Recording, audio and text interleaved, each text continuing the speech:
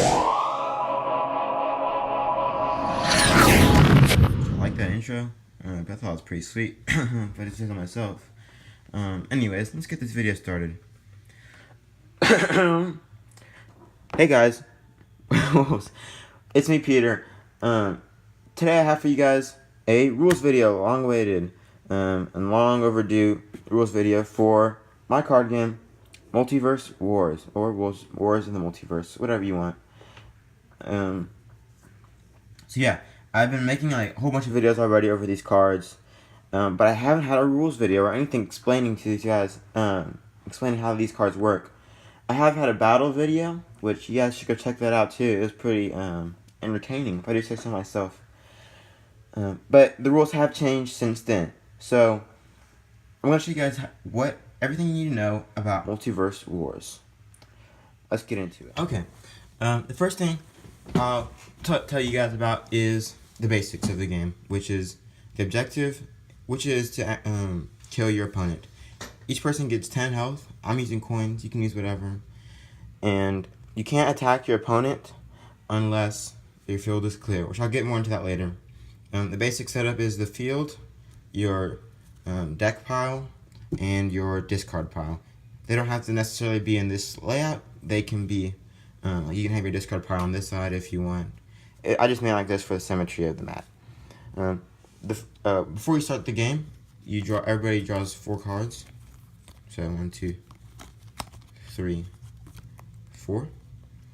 In the first turn, the only thing you get to is you skip straight to the play phase. This game has 4 phases, 4 main phases that each player will go through, except in the play phase. Except in the first, excuse me, in the first turn, you only get the play phase. So you play which cards you want, and you can't attack or anything, but that's it. And the second turn is just like all the rest of them are going to be. And so you start off with the draw phase. So this is just draw a card, pretty simple. And then when soon you're done drawing, you enter your second stage, the play phase. Here you play any cards you want, and any equipment you want to add, and any spells. So items will have this little bar on the top, while spells will have this little squiggly. Spells will be discarded in the end phase, which I'll get there in a little bit. Now, the thing that's stopping you from just playing all the cards you want are these little numbers right here. So each player has 10 summoning power. There's nothing to do with their health. There's no relation to that. You just get 10 points to play. So 5 plus 4 is 9. You're good to go. You can have 10 or less. So if I wanted to, I could just play 1 Great Fire Dragon. But you can't go over 10 unless something says otherwise, which is a hint for the future. And then, when you're done with that, you go to your battle phase. Now, you don't necessarily have to state your phases. You just kind of do it. But for the battle phase, it is kind of important that you do, because there's no going back, and this can be kind of crucial for some people's strategies. For example, like anti-summon. So you have your battle phase, and this is basically you attack your opponent. You can't attack your opponent directly until all the cards from their board is clear. So if I had these 2 cards up here, I would be safe from getting my direct life points attacked, unless they had 3, of course, and they got rid of this card with 1 and 2, and then they still had another extra card to attack me with. So then you get so after battle phase is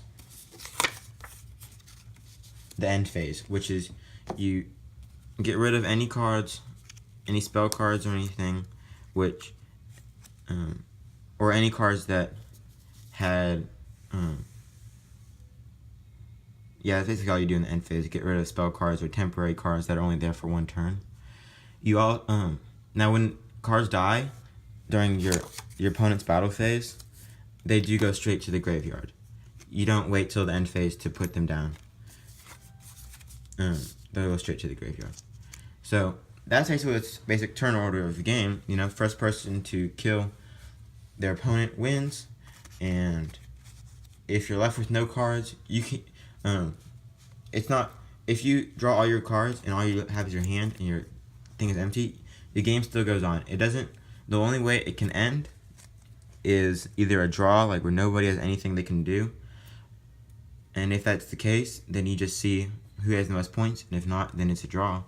Or you just keep going, and if you run out of cards, your opponent's going to brutally smash you to bits and pieces. Which, by the way, decks will consist of 20 to 30 cards. So that's just the basic rules to how to play the game. Now, some people were asking in the comments, what are all the different symbols mean on these cards, which can be kind of confusing for some people. So I'll go over these. Oops. So the top one, the top symbol is their element. That's pretty self-explanatory.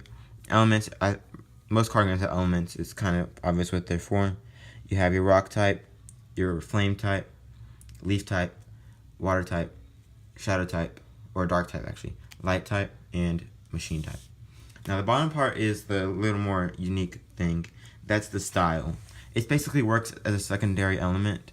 It's just for, you know, equipping stuff. For example, this one, I can only match it up to fist type. I can't put this spell on anybody else.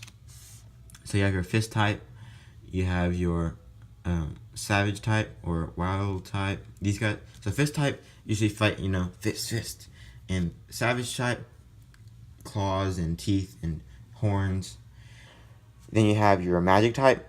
That's pretty self-explanatory. Magic. This is tactical or ranged. These guys generally will be using guns and bow and arrows and stuff like that. Then you have your blade type. They'll use pointy things, you know. Also pretty self-explanatory. For example, swords and glaives. But it's not necessarily just swords, you know. Trident and max type again. So that's basically it for the types and stuff. I hope that clears some things up for you guys. I know I've been making a lot of these cards and I haven't really explained it, but hope this helps for when you're watching my videos, so you can kind of understand how some of these cards work. And now, now that you guys know how to play, I am actually inviting you guys to play with me, to duel me. I'm challenging all my viewers to a duel. So if you're interested, let me know in the comments. I will send you guys a PDF of my cards, so you guys can cut them out and play with them if you want.